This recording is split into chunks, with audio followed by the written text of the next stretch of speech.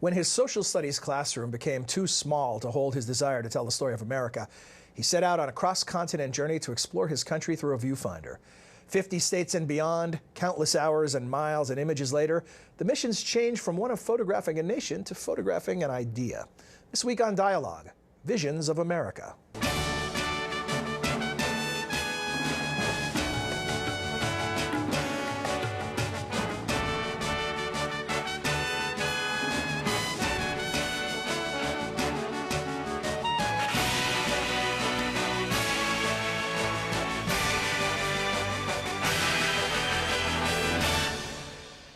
Hello again and welcome to the Woodrow Wilson International Center for Scholars in Washington, D.C. I'm John Milewski.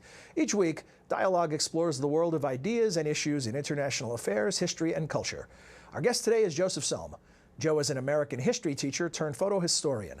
His photos have been published more than 50,000 times in places such as National Geographic, Time, and the New York Times and the Washington Post, also on CNN, MSNBC, and ABC, to name just a few. Some of his best work and the story of his travels is chronicled in this new book, Visions of America, Photographing Democracy. Joe Sohm, welcome to the program, and thanks for joining us. Thank you, John. It's my pleasure to be here. You know, Joe, I've known you for some time, and I know that you were interested in photography as a young boy. What I don't know is why you decided to teach instead of being a photographer right out of the gate. That's a great question. My memories are being in the early 70s, and one of those fateful days of having to choose a major on gut instinct, and I realized in about 30 seconds, what is my major interest here in life, in college? I guess it was my second year or whatever, and I realized I have a passion for the Founding Fathers and in the beginnings of America. So I started taking American history classes and, you know, kind of became addicted to the American story. But then the photo bug never went away. And at what point did you decide it's time to leave the classroom and get a camera? No, the photo bug was latent, and it reemerged. And it began originally when my father gave me a camera very early on. And my father had a 3D camera. And the great thing about it was when you showed the pictures with the projector, you had to put these little 3D glasses, which are now back in vogue again. And unfortunately, he lost his eye. And when he lost his eye, he lost depth perception. So consequently, he said, here, I don't need this camera anymore. So thus, the first pictures I ever took were three-dimensional. So I kind of became, you know, addicted to photographing America and seeing it wide, three-dimensional, and slightly outside of the box, so to say. How did you, I know that eventually you buy a mobile home and you travel the country and you're camping out everywhere and you're shooting every iconic image you can think of and then some.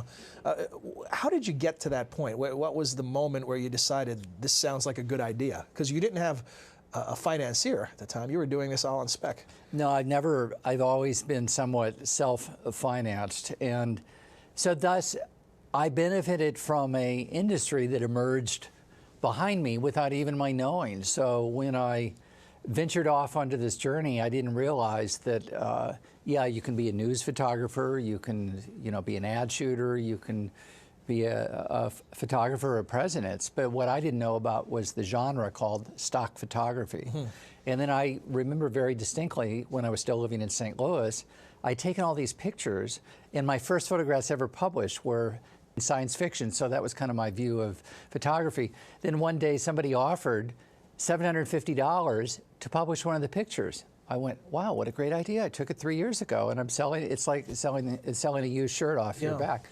So he bought it, and then somebody said, well, there's this photo agency in New York called the Image Bank. So I went and visited the Image Bank in New York, who is now still the Image Bank, but they're owned by Getty Images. And at one time, they were owned by Eastman Kodak. So they became my agent, and then after a while, I thought, wow, having an agent in New York is really cool. Why don't I have one in Chicago?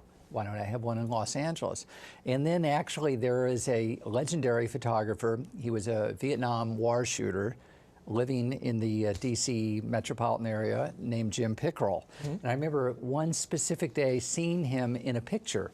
And he had a stack of slides. You remember those little square things that you would hold up? And before they were all JPEGs. And he had a stack of 16 slides. And the caption was, Jim Pickerel distributes the same photograph 16 times all around the world. And he's got London, Tokyo, Paris, France, and New York. And in a single article, that became my business model. So at that point, whenever I had a good shot, I tried to shoot 13 to 16 images identically. Now with people shots, it's more of a challenge because they move. That's why, so initially when I was shooting, people shots, you know, in many ways, and we can talk about that later, but they're more challenging. I like things that don't move. Well, you know, speaking of both people and things that don't move, I don't want to frustrate the viewers by just talking about photos and not showing any. So we have a clip you've put together. We'll get more into the new project, Visions of America, where you have some videos created. And we're just going to look at the first one, which is sort of introduction to plot. This, in visuals and a few words, tells the story of Joe Sohm and his Visions of America project. So let's take a look.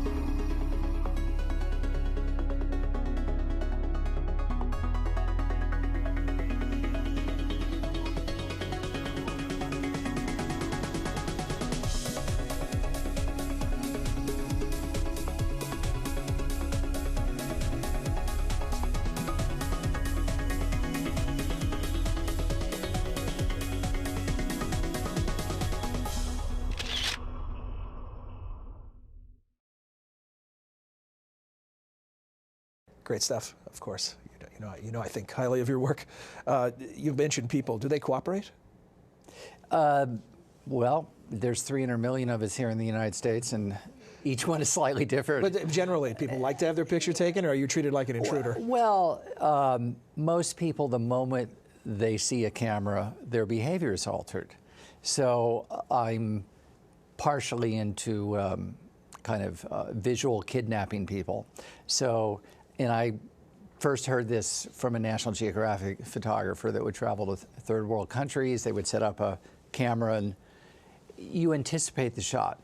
So then someone's walking through there and then you capture it. And one of the best examples is, in fact, just today coming from Philadelphia, I saw all these Amish from Lancaster, and I saw their carriages on the road, and I wanted the classic carriage shot with a barn in the background. But I was driving behind them, so I politely passed them, drove 5 miles down the road, composed my shot. Found your barn? Found my barn, found the autumn tree, composed the shot, and then let them drive through it. And the only thing you have to do then is just make sure your shutter speed is fast enough to freeze the action, because they're moving, you know, pretty fast. But most people in general are cooperative. If they're not, I just move on to the next subject. How do you decide what to shoot? I know initially you're trying to complete the catalog, cover all 50 states, cover all iconic imagery, your pet projects like license plates and road signs and things like that.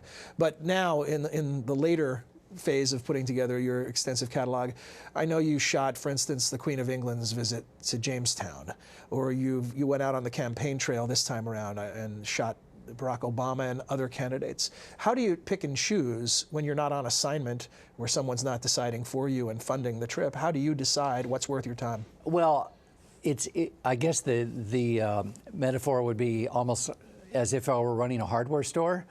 You know, initially when you're just opening the store, you don't have many Phillips screwdrivers, you don't have many hammers, you need everything. So in the beginning, I needed everything. Right. So I'm shooting landscapes, I'm shooting small towns. So for me, it's a subtractive process. So it's like a funnel going, needing the entire country to the narrowed. And as my thinking about the United States evolved as an artist, I think, I went from being geographic centric to more specific as to what defines who we are as a people. Yeah, we get into this in the intro and in the title of your book. You talk about photographing democracy, and I know at some point for you, that's what happened. This switch went off, and it went from photographing things or individuals to photographing this idea, the big idea, American democracy. Can you talk to us about that? Was there a moment where that clicked in, or was it more of a gradual process? I think as I'm an avid reader of American history, most recently a biography about Alexis de Tocqueville, that you start to realize that the golden thread, I mean, what makes the American, you know, there's a great quote from Crèvecoeur in the 1780s, a French American farmer, and he said, "What then is this new man, this American?" And when I read that quote, it was like Christmas tree lights went off in my mind. And it suggested that there was this like new species. It's like going down to the National Zoo and saying, "Oh, did you see the panda bear? Oh, did you see the new American?" The new American is walking the planet. He's different than the Frenchman. He's different than the British. But how is he different? And the difference is we're not defined by race, we're defined really by an idea. And although we have specific borders and geography that define our country, it's really a transcendental idea. And ultimately, you know, I mean, just in 1970, there were like 40 democracies. Now there's roughly 120 democracies. So democracy is like a plant that keeps unfolding because it's a universal idea. It's not that we created it, but we certainly brought the ideas of the past into the future. And that's kind of my passion. I read about 50% of my books are more historically oriented, and the other half are mostly futuristic. Because if you understand our past and how the new paradigm was invented in 1780, you'll better understand where we might be going in the 21st century. So that's where I don't view the history of this country in a drawer. I view it as really this unfolding plant. Now, Joe, I know you think you might have covered more real estate in this country than anyone ever has. Of course, we can't quantify that, but you've been to every nook and cranny with that camera. What do you think you've learned about America that would not have been evident to you without going through this journey? Well, initially it was, I think, how so many parts of the country are different. But people know that conceptually, but you're talking about actually experiencing. Well, again, I'm confusing geography and ideas, you know, and over my lifetime, you know, being here in D.C. today on the train coming here from Philadelphia I heard somebody say "you all." And I used to hear that frequently 25 years ago, which was a very distinctive kind of Southern trait. But I think in a lot of ways, and you know, it began, I think, with Holiday Inn and McDonald's, but for sure, some of the uniqueness of our culture has gone away with the, you know, the multi-corporate branding across the country. And that's kind of a shame in many ways, because I think the reason people like to travel is because you really want to see things different. Immerse yourself in other worlds, and now you're saying it's all the same world? I would say that when I go to small towns and I see the coffee shops come in, and they're all coming in from Seattle and things like this, I always eat local, you know, and that's one of the joys of traveling, is the local cuisine. I mean, if I'm in Los Angeles and live there, I don't want to go to Iowa and eat the same food that I can get in Los Angeles. So memory cards and antacid tablets must be part of the travel gear. That comes with the camera. There's a little battery compartment under there. Let's talk about, it's all coming together now into a different manifestation, this Visions of America project. The book, the big book, which I held up and talked about. There's a symphony involved in this. There are videos. Talk to us about this project. Well, my canvas is large, and to use the metaphor of George Seurat, who I love, who is a pointillist, everybody knows. And I also think that Seurat's pointillism is possibly the beginning of four-color printing, because it takes all those little dots to create a larger picture. And I'm not sure that that's true, but it seems to make sense to me, because knowing photography. And it's been my observation that it's virtually impossible to get a distinct portrait of democracy in a single picture. And that's why when it came down to choosing one picture for the cover of the book, I went, oh my God, do I have to figure that out? And because I've got so many favorite pictures, but which one would grace the cover of the book? Because if I put a landscape, then it looks like a book of landscapes. If I put a picture of, you know, small children, oh, it's a children's book. Right. So I had to choose a single picture that personified the whole banana. And the one you chose, I'll hold it up for our viewers, is Well, this image of the Capitol dome with a balloon release. Yeah, and it'll never be seen again. I'm probably not the only one with it, but there aren't many. It's in precisely to the moment. It's the 200th anniversary of the United States Constitution, which would be September 17th, 1787, or 1987. I was going to say, you didn't shoot this in 17. No, and so President Reagan is there, close up. I wanted to get the shot with President Reagan with the Capitol behind him, but unfortunately my press passes were lacking, so it's a classic case as a photographer of taking negatives, and it's a constant process of transforming the negative into a positive. So I got pushed back to the back camera tier, and no one there knew that they were going to release 10,000 red, white, and blue balloons. They released them all. The guys that were close up, the shot that I wanted to get, didn't get to that one, but I did, because I was standing in the back when the balloons went up, and it was like about 8 seconds. I went, oh my gosh, this has got to be the coolest thing I have ever seen. So, and as it turned, the Washington Post the next day had a different story on it. September 18th, the first day of the next 200 years, it was stated that this was completely environmentally incorrect.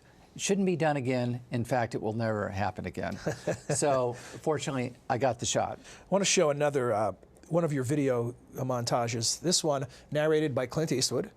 It tells the story of voting and is a montage of shots that you've taken on the campaign trail over the years. We'll take a look, and then you can tell us a little more about this big project and Clint Eastwood and his involvement and some of the other folks who are involved. So let's take a look. Voting is the ultimate democratic act. It makes us uniquely American. Each election day, we, the people, become actors in this great drama of democracy. Whether rich or poor, black, white or brown, old or young, we demonstrate our freedom when we vote. We enter the voting booth as citizens, but we emerge as a nation. Presidential elections bring all Americans together on the same day. And considering democracy favors no political party, I must photograph both candidates as they stump and debate their way across the 50 states. Then on a cold January day in Washington, in a uniquely American ceremony, we inaugurate our winner. As I take a portrait of our president, history takes a snapshot of America.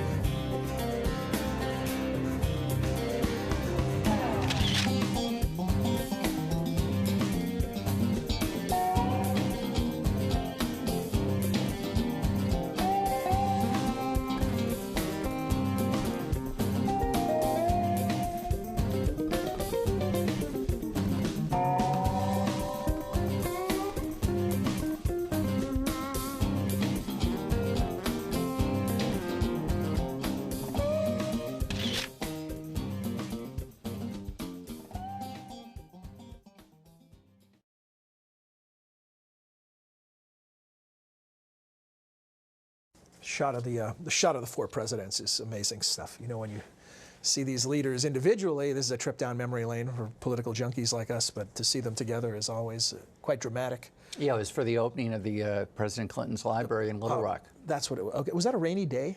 They were It all was in the rainiest day coats? I'd ever seen in the history of the universe.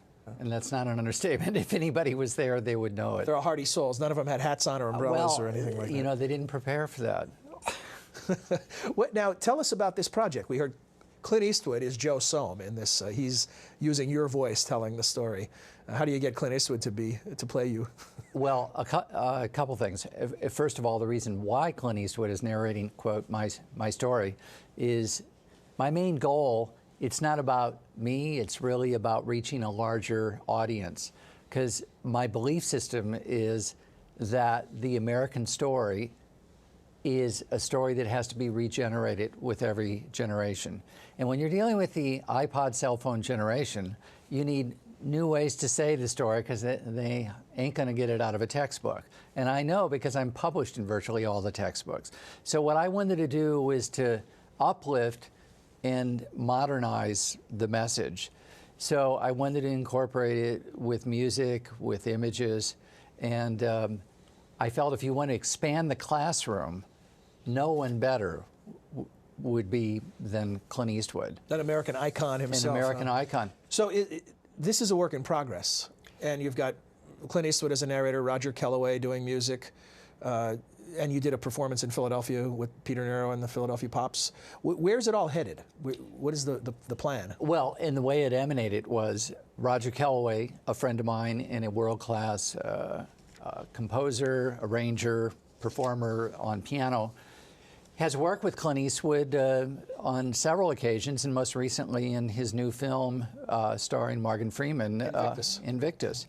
And so Roger arranged that and also conducted the score. But so consequently, when Roger and I wanted to create a photo symphony, which is the genre that we've called it, we talked about it for 8 years, and then last year we converted it into our first symphonic draft that we premiered in Philadelphia with his 47-year long-term friend, Peter Nero and the Philly Pops. So there we were 5 days after President Obama's inauguration. So it was a symphony concert for the people. And we premiered a 66-piece photo symphony featuring 2 songs, and now 4 songs, by Alan and Marilyn Bergman, who are better known as the songwriters for Barbra Streisand and Academy many others. Awards and Grammys. Yeah, 6 Oscars and multiple Grammys. Well, and Patty Austin, the vocalist. Patty Austin, the 2008 Grammy Award-winning singer and protege of Quincy Jones, has performed all over the world in orchestras. So, and what was the response? The response was, with 12,500 people, was 3, 4, 5 standing ovations over the length of the concerts. When an audience experiences this, the Visions of America in its various iterations, whether they see the symphony or the book, what do you want people to come away with? Do you want them to do anything? You know, is there an agenda here? Yeah, you know, my favorite quote is from Marquis Lafayette when he was 19 years old. I'm keeping score. This is your 3rd favorite quote of the program. Yeah, he said, "The moment I heard of America, I loved her." And Lafayette had a love affair with a country. Well, you could say it's easy for a Frenchman to have a love affair. But for me, I too had a love affair with America. But it's not in a national or an overly patriotic sense. Nationalistic, you mean? Correct, nationalistic. It's more in an idealistic way. So my hope is to remember what there is to love about America. I think that's what the message is, because we've admittedly been through some very challenging times in the last decade especially, and we're being pulled from the left and the right, and we're being pulled apart. But we need to find a common belief system which transcends the bickering. Mm-hmm. And I think that's why I was trying to be respectful and careful of both viewpoints. So there hopefully are as many Republicans as there are Democrats, because it's really not about my politics. And that was the interesting response I had from Senator Barbara Boxer and also Republican Congressman Elton Gallegly. Congressman Gallegly's response was, well, there are very few things that I actually agree with Barbara Boxer, but I will agree with her on one thing. This is the greatest book in America I've ever seen. And the reason is, it's not about the book, and it's not about me. It's really about, there's this kind of longing to feel good about who we are again. And I think that's what I hope to do. The book as calling card, give us a brief. We're running out of time, unfortunately, but what's coming up in China and how your book will be a part of that? Well, the United States Pavilion in Shanghai, well, first of all, the World Expo in Shanghai will be the largest expo in world history, but even more so, it will be the largest event in human history.